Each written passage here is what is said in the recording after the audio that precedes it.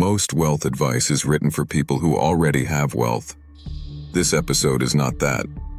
This is for the person starting at zero, or below zero, with debt, with nothing inherited, with no family safety net beneath them.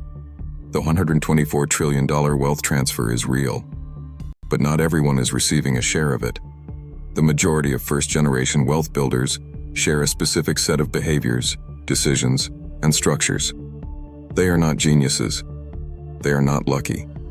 They are not exceptions. They are people who learned the rules of a game that most people are never taught. Today, we teach you the rules.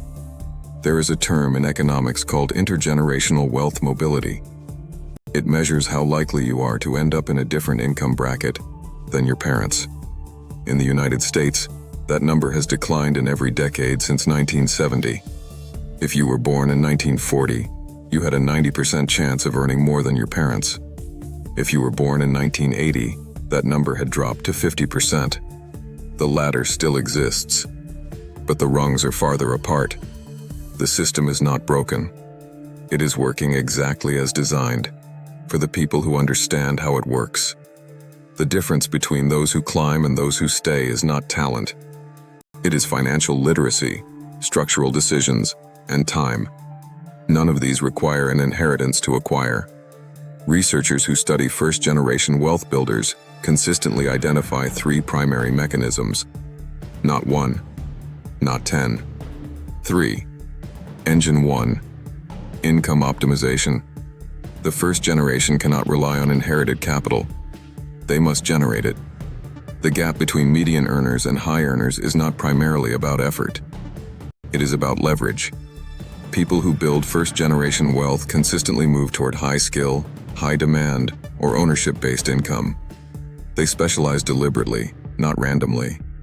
A 2023 study by the National Bureau of Economic Research found that switching to a high-demand skill set in your 20s produces a compounding income effect that outpaces the average inheritance by age 45. The skill is the inheritance. Engine 2. The savings rate, not the savings amount. Most people think the path to wealth is earning more. The research says otherwise. A landmark study of first-generation millionaires by Thomas Stanley found that savings rate matters more than income level at every stage of wealth building. The median first-generation millionaire in Stanley's study earned less than $100,000 per year, but they saved between 15 and 20% of that income consistently for decades. The amount matters less than the habit. The habit compounds. Engine 3. Asset ownership, not asset accumulation. There is a fundamental difference between accumulating money and owning assets. Money sitting in a savings account loses value to inflation every year. Assets, real estate, equity in businesses, index funds, ownership stakes, generate returns that compound over time. The first generation that builds lasting wealth almost universally makes the transition from saving money to owning assets within the first decade of their working life. The vehicle matters less than the decision to own rather than hold. Knowing the three engines is not enough, because first-generation builders face a specific set of structural traps that wipe out progress. Trap 1. Lifestyle inflation. Every time income increases, expenses increase to match. A raise becomes a better car.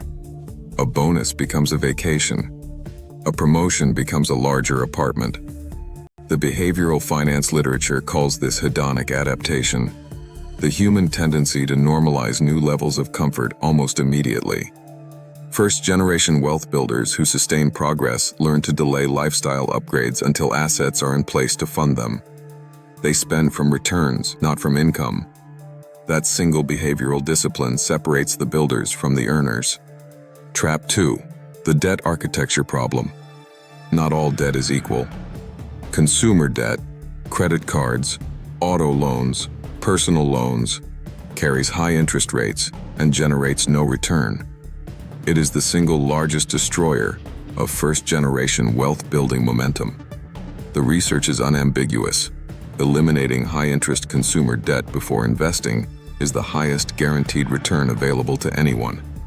A credit card charging 22% interest Paying it off is a guaranteed 22% return. No investment reliably beats that. Trap 3. The isolation of financial decision-making. First-generation builders often make financial decisions alone. No family context to draw on. No advisor. No peer group with shared financial goals. And isolated financial decisions are statistically worse than advised ones.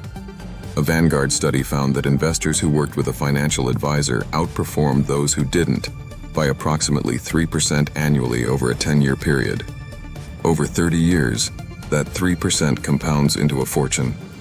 The first generation cannot afford to navigate alone, because the cost of the wrong decision is paid not just by them, but by every generation that follows.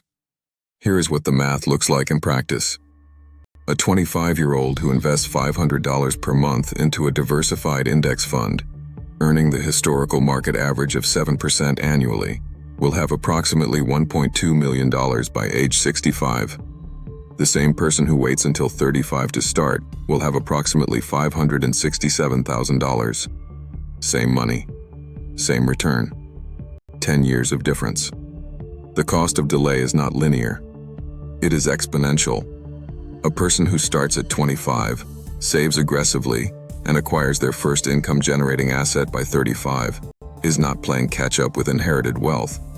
They are building a foundation that their own children will inherit. The first generation who does this does not just change their life.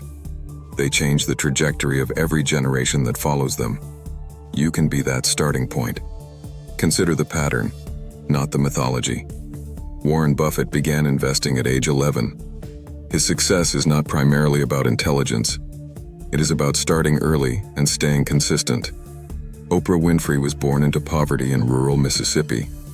By her early 30s, she had negotiated ownership of her show rather than a salary. The transition from income to ownership is where her wealth began. Sarah Blakely built a billion-dollar company from $5,000 in savings. She delayed lifestyle upgrades until the business generated returns. 3 different people, 3 different paths, the same structural decisions underneath. Income optimized, savings rate maintained, assets owned, lifestyle delayed, decisions made with guidance. The myth says they were exceptional. The data says they were structured. The $124 trillion wealth transfer will make some families richer, but it will not touch everyone. And for the people it does not touch, there is a different question to answer. Not how do I preserve what is coming, but how do I build what others have to fight to keep? The answer is not a secret. It is not luck. It is not circumstance. It is a series of decisions made in the right order, sustained over time. The families who will be on the right side of the next wealth transfer are the people making those decisions right now.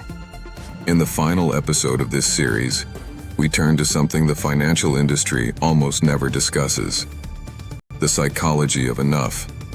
What happens to identity, purpose, and meaning when the financial goal is reached? What do you do when the building is done? That is next.